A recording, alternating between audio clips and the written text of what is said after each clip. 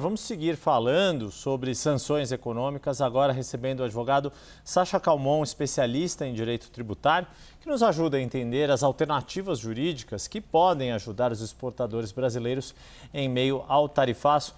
Sacha, muito obrigado por participar conosco aqui nesta segunda-feira, já está em tela conosco. Começo justamente então questionando isso pela situação atual, tudo que já vem acontecendo, que a gente tem acompanhado das dificuldades que o setor privado brasileiro tem encontrado e do quanto as questões políticas têm contaminado essa discussão, ainda há caminhos a serem trilhados para se evitar um prejuízo maior para os setores exportadores daqui do Brasil para os Estados Unidos?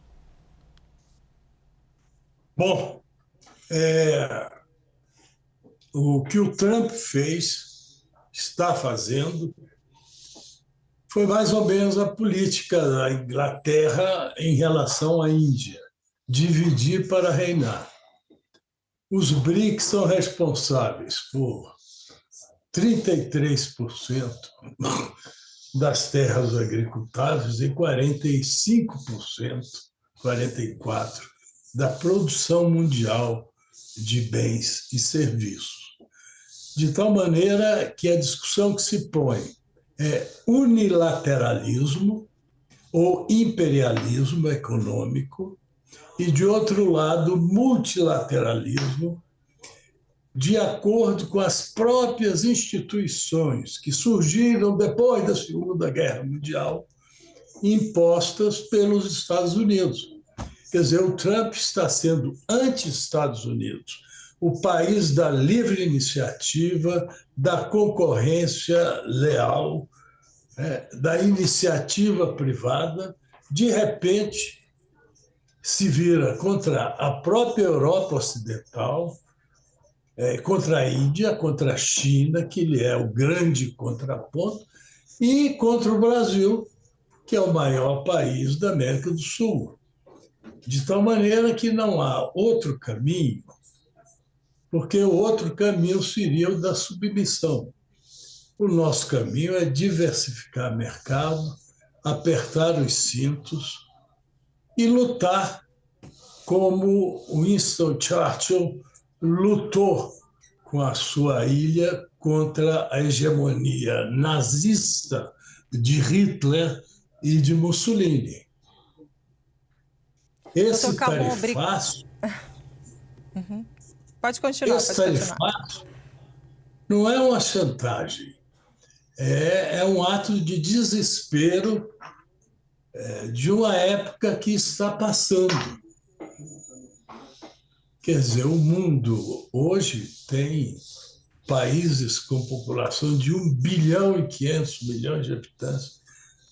A Índia tem 1 bilhão e 550, a China tem 1 bilhão e 500.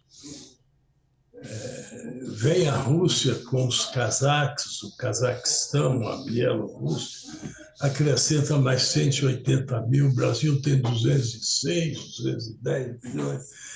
Então, é uma massa humana de consumidores, de produtores, uma rede mundial de suprimentos que está sob um ataque feroz pelo fato de a economia americana ter chegado a um ponto de internacionalização que, segundo o ver dele, de Donald Trump, lhe é prejudicial, mas não é, no fundo não é, porque é o comércio mundial que determina esse relacionamento.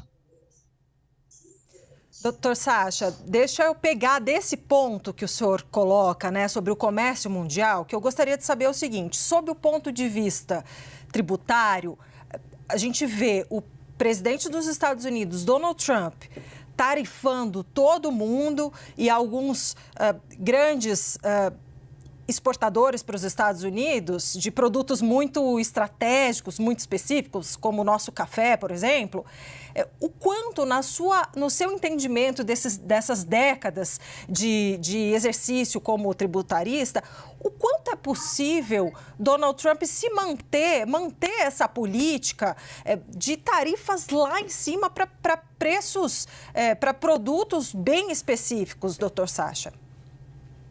A tarifa é até um nome que tinha desaparecido do mapa no século XVIII. A tarifa mais não é do que um imposto de importação. Imposto de importação. Quer dizer, você, para chegar com o seu produto aqui, tem que pagar X. É imposto de importação. Se a moda pega e todos os países se retaliam mutuamente, nós teremos o caos. Essa situação tem tudo para ser transitória, porque vai prejudicar os próprios Estados Unidos da América. Nesse ponto, a existência dos BRICS é uma novidade, porque é uma força econômica real, tanto de consumidores como de importadores e exportadores de mercadoria. Então, os Estados Unidos, que é um país liberal, da livre iniciativa, da livre concorrência, ganha o melhor preço, está indo em contradição à sua própria história, à sua própria tradição. E há reações dentro dos Estados Unidos, nas universidades, nos centros culturais e pensantes da nação americana. Nós conversamos... Desculpe, perdão, doutor. Perdão, só para concluir, achei que o senhor havia concluído, perdão.